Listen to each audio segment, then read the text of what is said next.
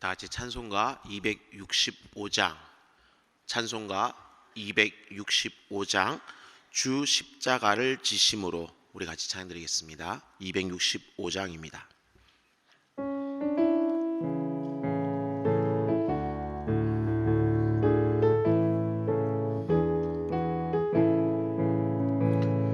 주 십자가를 지심으로 죄인을 구속하셨으니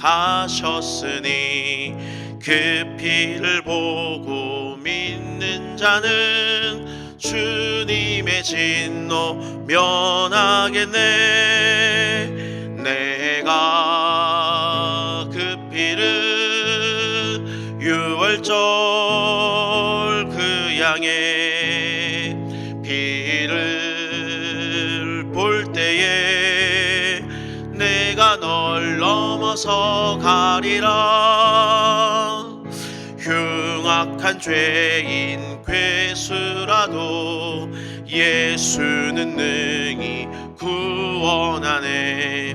온몸을 피에 담글 때에 주님의 진노 면하겠네. 내가 그 피를 유월절 그 양의 피를 볼 때에 내가 널 넘어서 가리라. 심판할 때에 모든 백성 행한 일대로 보응받네. 주님의 피로 죄 씻으면 주님의 진노 면하겠네. 내가 그 피를 유월절 그 양의 피를 볼 때에 내가 널 넘어서 가리라. 구주의 사랑 크신 은혜 보혈의 능력 의지하세. 심판의 불이 내릴 때에 주님의 진노 면하겠네. 내가 그 피를 유월절 그 양의 피를 볼 때에 내가 널 넘어서 가리라. 아멘. 기도하겠습니다. 은혜롭고 자비로우신 하나님 아버지, 오늘도 우리를 깨워주시고 새로운 하루를 허락해 주시니 감사합니다. 이 하루가 온전히 주님을 위한 시간이 되게 하시고 주님께서 우리에게 주신 그 모든 것들에 감사하는 그런 하루가 되게 하옵소서. 이를 위해서 우리가 먼저 기도하며 이 하루를 시작하고자 하오니 오늘 말씀 가운데 은혜 주시고 기도 가운데 응답하여 주옵소서. 특별히 갈라디아서의 말씀을 통해 뼈대를 튼튼히 할 수 있는 우리가 되게 하시고 그 위에 부어주실 하나님의 은혜를 기대하며 오늘 하루를 또 올 한 해를 시작하게 하옵소서. 주님, 오늘도 우리 대전중앙의 모든 성도들을 축복합니다. 성령께서 각 사람들과 동행해 주옵소서. 가정과 사업장, 자녀들을 붙들어 주시고 특별히 병중에 있는 성도들을 위로하시고 치료하여 주옵소서. 주님으로 인해 풍성해지는 그런 하루 되게 하옵소서. 우리의 구주가 되시는 예수 그리스도 이름으로 기도드립니다. 아멘. 이 새벽 여러분과 함께 나눌 말씀은 갈라디아서 3장 우리 1절부터 9절까지의 말씀입니다. 갈라디아서 3장 우리 1절부터 9절까지 말씀을 한 절씩 교독하도록 하겠습니다. 1절입니다. 어리석도다 갈라디아 사람들아, 예수 그리스도께서 십자가에 못 박히신 것이 너희 눈앞에 밝히 보이거늘 누가 너희를 꾀더냐. 내가 너희에게서 다만 이것을 알려 하노니 너희가 성령을 받은 것이 율법의 행위로냐 혹은 듣고 믿음으로냐. 너희가 이같이 어리석으냐. 성령으로 시작하였다가 이제는 육체로 마치겠느냐. 너희가 이같이 많은 괴로움을 헛되이 받았느냐? 과연 헛되냐? 너희에게 성령을 주시고 너희 가운데에서 능력을 행하시는 이의 일이 율법의 행위에서냐? 혹은 듣고 믿음에서냐? 아브라함이 하나님을 믿음에 그것을 그에게 의로 정하셨다 함과 같으니, 그런즉 믿음으로 말미암은 자들은 아브라함의 자손인 줄 알지어다. 또 하나님이 이방을 믿음으로 말미암아 의로 정하실 것을 성경이 미리 알고 먼저 아브라함에게 복음을 전하되 모든 이방인이 너로 말미암아 복을 받으리라 하였느니라. 같이 읽겠습니다. 그러므로 믿음으로 말미암는 자는 믿음이 있는 아브라함과 함께 복을 받느니라. 아멘. 오늘도 기도로 새벽을 시작하시는 모든 분들을 주님의 이름으로 환영하고 축복합니다. 여러분의 그 모든 기도 가운데 하나님께서 선하게 복되게 응답해 주시기를 바랍니다.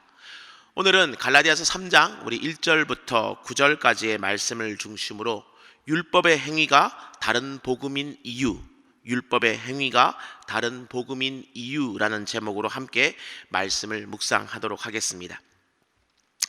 우리가 새해 들어서 지금 살펴보고 있는 이 갈라디아서는 분류상으로 보면 이 교리서신에 포함이 됩니다. 그래서 딱딱하고 어렵지요. 그 논리적인 글들이 좀 그렇습니다. 하지만 이 교리라는 것은 우리 몸의 뼈대와 같습니다. 그래서 이 뼈가 튼튼해야지만 우리 몸이 무너지거나 쓰러지지 않는 것처럼 이 교리적으로 튼튼해야지만 이단이나 혹은 외부의 공격에 쓰러지지 않습니다. 그러므로 이 갈라디아서의 그 말씀을 통해서 더욱더 말씀 가운데 든든히 서가는 우리 모든 성도님들 되시기를 간절히 소망합니다. 우리는 지금 새벽마다 그래서 이 조금씩 말씀을 나누어 살펴보고 있는데, 원래 이 서신서, 특히 이 논리적인 글들은 전체의 맥락에서 같이 읽어야지만 그 의미를 이해하기가 쉽습니다. 그러므로 이 3장을 살펴보기 앞서서 우리 1장과 2장을 간단히 좀 되짚어 보겠는데요. 먼저 이 바울이 갈라디아서를 기록한 목적, 그 이유가 어디에 있습니까? 갈라디아서 1장이 바로 이것을 이야기하고 있는데요. 그것은 다름 아닌 바로 이 다른 복음 때문이었습니다. 바울이 전도해서 이 갈라디아 지역에 여러 교회들을 세우게 되었는데, 바울이 떠나고 난 다음 또 다른 유대인들이 그 들어와서는 교묘하게 복음을 변질시켰다라는 것입니다. 바로 그것이 다른 복음인데요. 근데 여기서 다르다라는 의미는 어떤 성질이 다르다, 뭐 색깔이 다르다, 어떤 의미의 different라는 그런 의미가 아니라 wrong, 틀리고 fault, 그러니까 거짓된 그런 복음이라는 것입니다. 그러니까 틀린 복음이고 거짓된 복음, 엄밀히 말하면 복음이 아닌 것이다라는 의미를 가지는 단어가 바로 이 다른 복음이라는 의미입니다. 그렇다면 이 다른 복음이라는 것은 과연 무엇이겠습니까? 그것이 바로 2장이 이야기하고 있는 내용인데요. 다른 복음은 그 2장 4절의 그 말씀처럼 가만히 들어온 거짓 형제들이 전한 바로 그런 것입니다. 그리고 그 내용은 2장 16절을 통해서 좀 이게 유추해 볼 수가 있는데, 사람이 의롭게 되는 것이 예수 그리스도를 믿음으로 말미암는 것이냐, 아니면 율법의 행위로 말미암는 것이냐라는 것에 관련된 것입니다. 그리고 다른 복음은 여기에 대해서 우리의 구원은 믿음만으로는 부족하고 믿음에 더하여 다른 것들, 곧 율법을 지키는 것들, 그러니까 한마디로 말해서 할례를 하거나 절기를 지키는 것과 같은 행위들이 더해져야지만 구원을 받을 수 있다라는 것이 바로 이 다른 복음이다라고 이야기를 하고 있습니다. 그렇다면 이 율법의 행위가 이 사람의 율법의 행위로 말미암아 사람이 의롭게 된다라는 이것이 왜 다른 복음일까요? 라는 것이 바로 오늘 본문 3장의 이야기인데요. 이것이 다른 복음인 이유를 우리가 갈라디아서 3장은 다음과 같이 증명을 하고 있습니다. 곧 바울은 이 율법의 행위로 사람이 의롭다 되는 것이 다른 복음인 것을 증명하기 위해서 두 가지의 적극적인 이유와 또 다른 두 가지의 소극적인 이유, 총 네 가지의 이유를 오늘 본문 가운데 이야기를 하고 있습니다. 가장 먼저는 우리가 성령을 받고 중생 거듭나는 것은 이 율법의 행위 때문이 아니라 오로지 믿음 때문이다 라고 바울은 먼저 이야기합니다. 이를 본문 2절은 이렇게 표현하고 있지요. 내가 너희에게서 다만 이것을 알려 하노니 너희가 성령을 받은 것이 율법의 행위로냐 혹은 듣고 믿음으로냐라는 것이 바로 이것입니다. 뭐 오순절의 성령 사건이라든지 이 로마 백부장 고넬료 집안의 그 어떤 성령이 임했던 그 사건처럼 이 모든 사건들은 어떤 할례를 행했다든지 율법을 지켰다든지 하는 어떤 행위와는 상관없이 오직 하나님의 주권에 의한 그런 사건들이었습니다. 곧 이 두 가지 사건, 단적인 예인데요, 이 두 가지 사건에 영향을 미친 것은 오직 말씀을 듣고 믿음으로 반응했다, 그것 외에는 다른 행동들이 전혀 존재하지 않습니다. 만약 완전하신 하나님께서 우리에게 그 어떤 행위를 적극적으로 요구하셨다면 과연 누가 그 행위를 충족함으로 말미암아서 구원받을 수 있겠습니까? 그래서 베드로는 사도행전 11장 17절에서 이 성령을 받으면 공로가 아니라 선물이다 라고 표현을 했습니다. 그런즉 하나님이 우리가 주 예수 그리스도를 믿을 때에 주신 것과 같은 선물을 그들에게도 주셨으니 내가 누구이기에 하나님을 능히 막겠느냐 하더라는 것이죠. 곧 믿음이라는 것은, 구원이라는 것은 선물이지 결코 행위로 말미암아 취득하여 얻게 되는 그 무엇인가가 결코 아니다라는 것입니다. 그리고 거기에 더하여서 또한 바울은 우리 신앙의 조상인 아브라함이 의롭게 된 건 역시 어떤 할례나 율법 이전에 믿었기 때문이다 라고 이야기를 하고 있습니다. 6절은 말하지요, 아브라함이 하나님을 믿음에 그것을 그에게 의로 정하셨다 함과 같으니라 라는 말씀입니다. 이 말씀은 창세기 15장 6절을 배경으로 하고 있는 말씀입니다. 우리가 특세나 우리 목사님 설교를 통해서 많이 들으셨겠지만 이 당시 아브라함은 조카 롯과 헤어진 다음에 상당히 어떤 상실감 가운데 있었던 것 같습니다. 자신에게는 자식이 없었기 때문에 이 조카에게 모든 것을 물려주려고 하다가 그 조카와 헤어지고 나니까 자신에게는 더 이상 후손에 대한 어떤 소망이 끊어짐으로 말미암아 상실감이 매우 컸던 것 같습니다. 그때 하나님께서 이렇게 말씀하십니다. 창세기 15장 4절인데요, 여호와의 말씀이 그에게 임하여 이르시되 그 사람이 네 상속자가 아니라 내 몸에서 날 자가 네 상속자가 될 것이니라 하는 것입니다. 그리고 아브라함이 이 여호와에게 그 말씀을 믿으니 여호와께서 이것을 그의 의로 여기셨다라는 것이죠. 근데 이 창세기 사건은요, 그 어떤 창세기 16장에서 어떤 하갈이 이스마엘을 낳기 그 이전의 사건입니다. 그러니까 아브라함이 갈대아 우르를 떠났던 그 75세와 이 이스마엘을 낳았던 86세 사이, 그 정확히 몇 살인지는 모르겠지만 75세와 86세 사이 그 10년 어간 어디쯤에 있었던 사건이 창세기 15장의 그 사건이다라는 겁니다. 근데 할례는 언제 행해졌습니까? 이 이스마엘을 낳고 난 다음 다시금 더 13년이 더해져서 아브라함 99세 때 창세기 곧 17장에 등장하는 것이 바로 이 할례입니다. 곧 하나님께서 아브라함을 의롭다 말씀하신 것은 창세기 15장의 사건이지만 할례가 처음 등장한 것은 17장의 사건이라는 겁니다. 그렇게 봤을 때 믿음이 먼저입니까? 할례가 먼저입니까? 믿음이 먼저이지요. 그럼 율법은 또 어떻습니까? 이 성경에서 명시적으로 등장하는 가장 최초의 율법은 바로 출애굽기 20장에 있는 바로 이 십계명입니다. 아브라함으로부터도 한참 더 뒤에 있는 그런 사건이지요. 그래서 오늘 본문인 갈라디아서 2장 17절은 이렇게 증언합니다. 내가 이것을 말하노니 하나님께서 미리 정하신 언약을 430년 후에 생긴 율법이 폐기하지 못하고 그 약속을 헛되게 하지 못하느니라 하는 것입니다. 따라서 이 아브라함이 의롭다 인정받는 것은 할례나 율법과는 아무런 상관이 없습니다. 그것은 오로지 아브라함의 믿음 때문입니다. 하나님은 하나님이 주셨던 그 모든 약속, 언약, 아니죠, 궁극적으로 말하면 그 약속을 주신 하나님 그분을 믿었기 때문에 그것을 이유로 해서 하나님께서 그를 의롭다고 말씀하신 것입니다. 이처럼 인간을 의롭다 하는 그 복음은 율법 그 이전에 있는 것입니다. 그리고 여기에 더하여서 율법은 두 가지의 행동을 또한 할 수 없기 때문에 복음이 아니다라고 바울은 이야기하는데요, 가장 먼저는 율법은 사람을 살게 하지 못합니다. 21절의 말씀에서 바울은 하나님께서 우리에게 능히 살게 하는 복음을 주지 않으셨다라고 이야기를 하고 있습니다. 여기서 능히 살게 하지 못한다라는 것은 우리를 죽음으로 끌고 가는 그 죄의 문제를 이 율법이 해결하지 못한다라는 그런 의미입니다.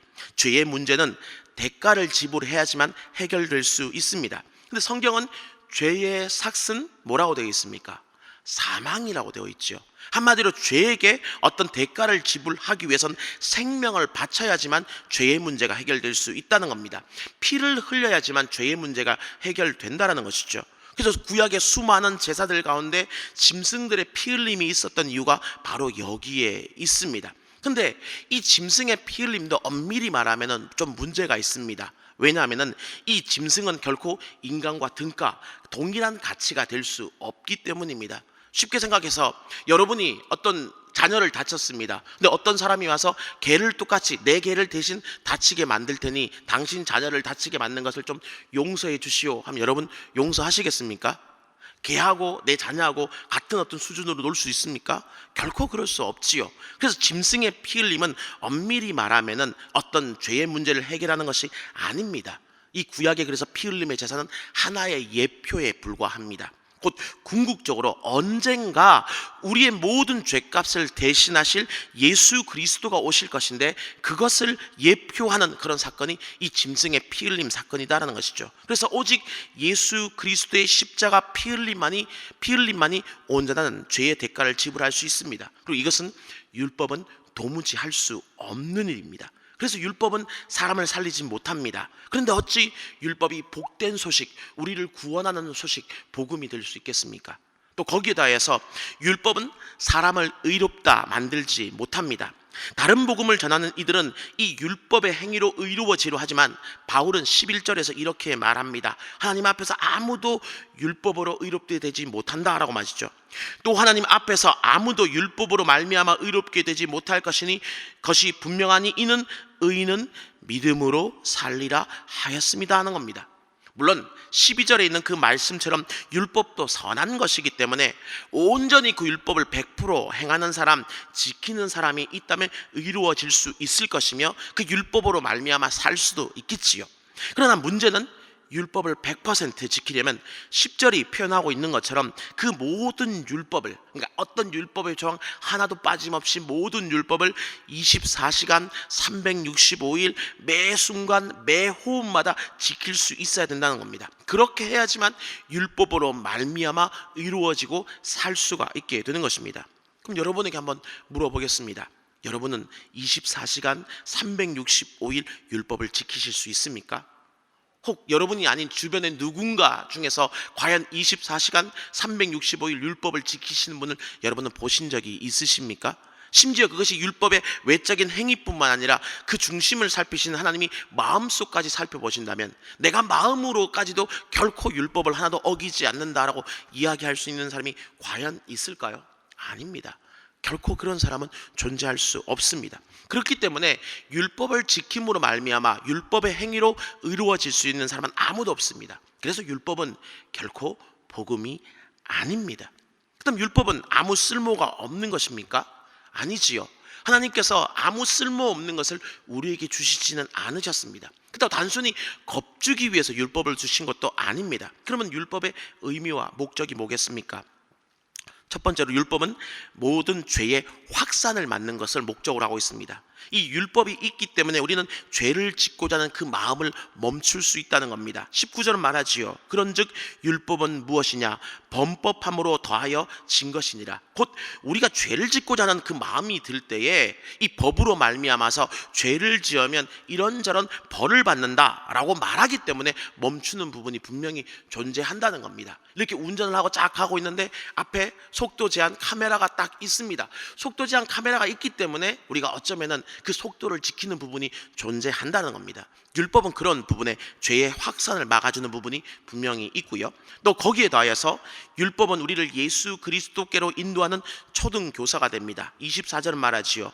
이같이 율법이 우리를 그리스도께로 인도하는 초등교사가 되어 우리로 하여금 믿음으로 말미암아 의롭다함을 얻게 하려 함이라는 겁니다.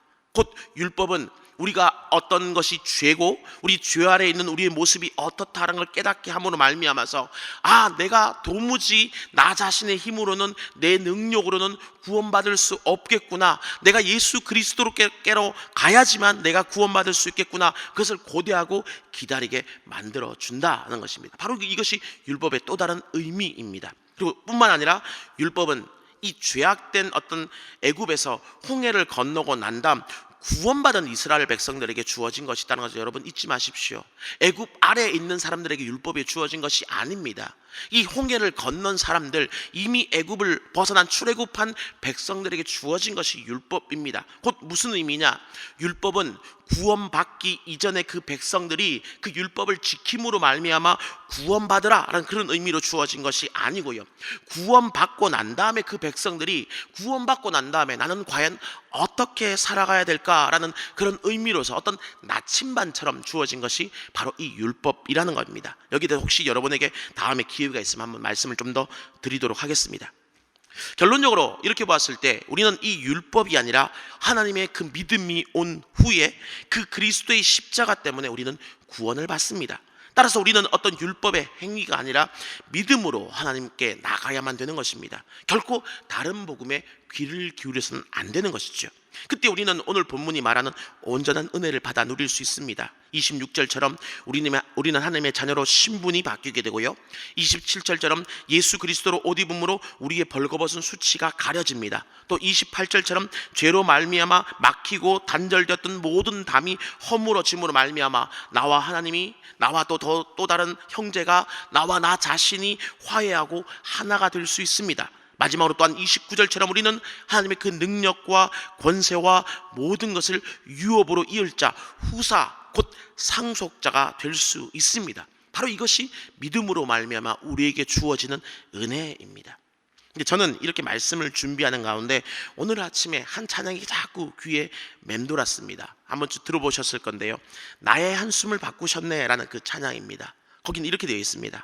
고달픈 삶에 은혜도 묻어지고 곧 사라질 것에 내 맘 두네. 헛되고 헛된 것들을 바라보며 그 은혜를 놓치며 살았네. 주어진 삶을 묵묵히 살아가며 날 붙드신 주 예수를 보내 사망 가운데 놓여진 나의 삶을 날 건지신 그 이름 예수라는 겁니다.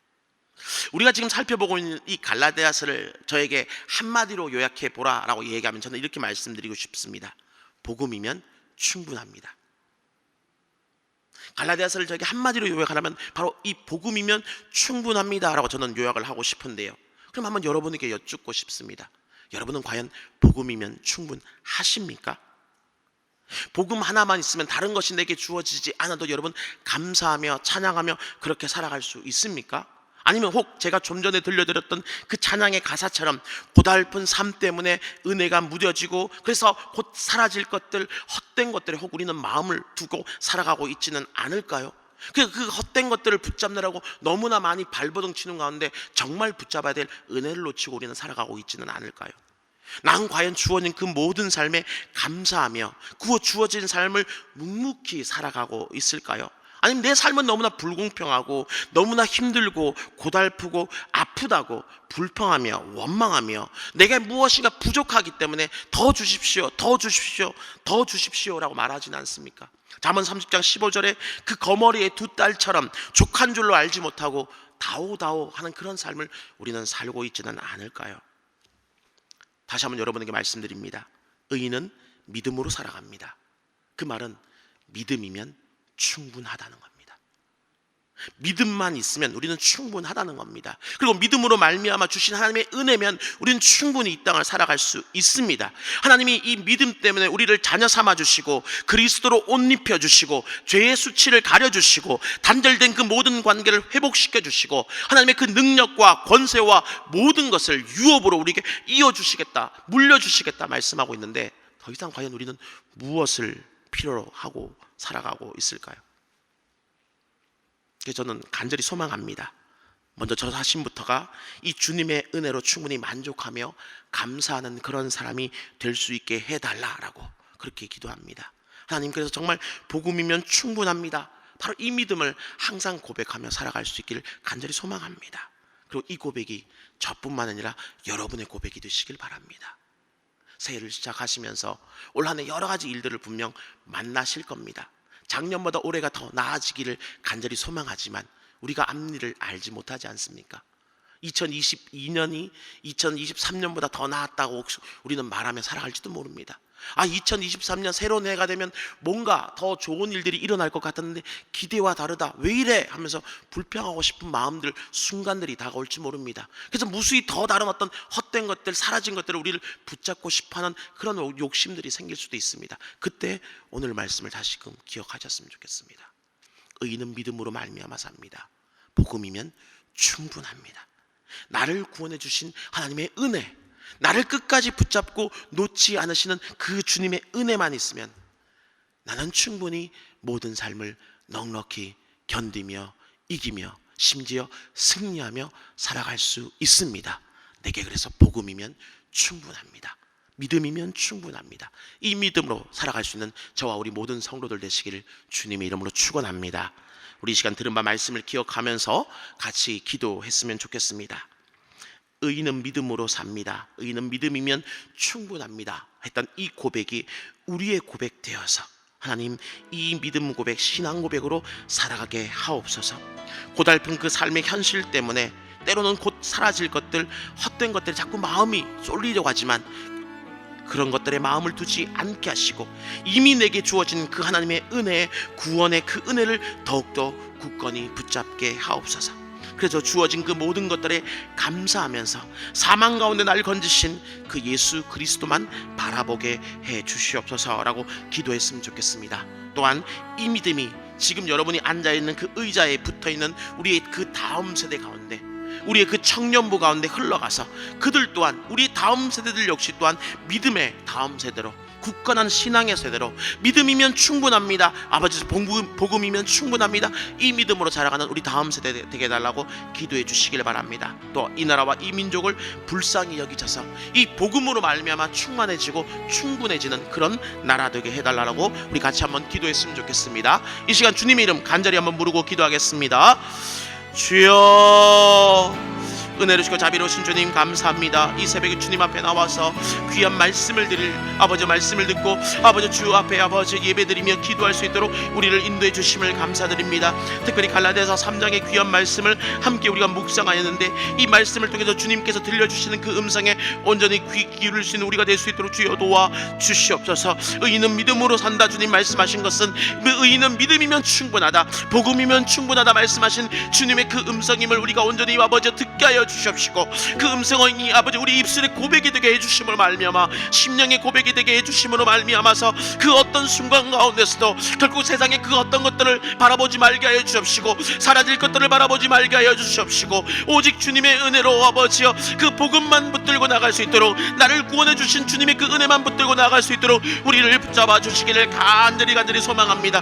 때로는 아버지 힘든 삶일지 몰라도 내게 주어진 그 모든 것이 감사함을 우리가 온전히 깨닫게 하여 주시옵시고 아버지 그 주어진 모든 것들에 감사하는 마음으로 주님만을 붙들고 주님만을 아버지 바라보면서 아버지 이 2023년의 모든 시간들을 걸어갈 수 있는 우리 성도들 다 될 수 있도록 주여 도와주시옵소서. 또한 간절히 바라기는 아버지여 지금 우리 의자 앞에서 우리 교회에 속한 모든 다음 세대들 우리 청년분들의 이름을 아버지여 적어 놓았습니다. 이 한 명 한 명의 이름이 주님 아버지 능력의 오로서 얹어 주시옵시고 무엇보다 아버지 그들 또한 아버지여 이 땅을 살아갈 때 그 일생을 살아갈 때 다른 그 어떤 것이 아니라 믿음으로 살아가게 하여 주옵시고 복음으로 살아갈 수 있도록 하나님 은혜 베풀어 주시기를 간절히 소망합니다. 정말 그래서 우리의 다음 세대 역시 믿음이면 충분합니다는 그 모든 기상의 고백으로 아버지 다음 세상을 향하여서 그리스도의 빛된 역할, 소금된 역할들을 잘 감당하는 그런 아버지 믿음의 아버지 다음 세대 될 수 있도록 은혜 베풀어 주시옵소서. 그러나 이 땅을 아버지 붙들어 주심으로 말미암아서 이 땅이 오직 하나님의 은혜로 말미암아 살아갈 수 있는 아버지 그런 땅, 아버지 정말 복음으로 충만해지는 그런 땅 될 수 있도록 주여 인도해 주시옵소서. 주님 붙들어 주시옵소서. 주님 함께해 주시옵소서. 우리 시간 화요일 기도 제목으로 한 번 더 기도하겠습니다. 화요일은 교회 모든 양육 및 훈련 사역을 위해서 기도하는 날입니다. 그러므로 이 시간 기도하실 때 우리 교회가 주님께서 맡겨주신 영혼들을 잘 양육하고 세우는 교회 되게 하옵소서. 양육과 훈련을 이끄시는 모든 사역자들을 성령으로 충만케 하옵소서. 모든 성도들이 예수 그리스도의 장성한 분량까지 계속하여 성장해 가게 하옵소서라고 기도해 주시길 바랍니다. 그리고 계속해서 담임 목사님을 위해서 기도해 주시고 함께 동역하시는 우리 장로님들과 교육자들이 사랑으로 하나 되어서 온 교회가 성령으로 충만한 가운데 부흥의 역사를 이루게 해달라고 우리 기도해 주시길 바랍니다. 이처럼 교회의 양육 및 훈련 사역을 위해서 합심으로 기도하신 후에 자유롭게 우리 또한 기도하시고 돌아가시면 되겠습니다. 이 시간 기도하시기 전에 먼저 저를 따라해 주시길 바랍니다. 주여 성령을 부어 주옵소서. 주여 성령을 부어 주옵소서. 우리 이 시간 다시 한번 주님의 이름 간절히 부르고 기도하겠습니다. 주여. 은혜를 주고 자비로우신 주님 감사합니다. 하나님 아버지, 이 시간 다시 한번 주 앞에 구하기는 우리 교회 모든 아버지 양육 및 훈련 사역을 위해서 기도하기를 원하오니 주여 은혜 베풀어 주심으로 말미암아서 우리 교회가 정말 이 양육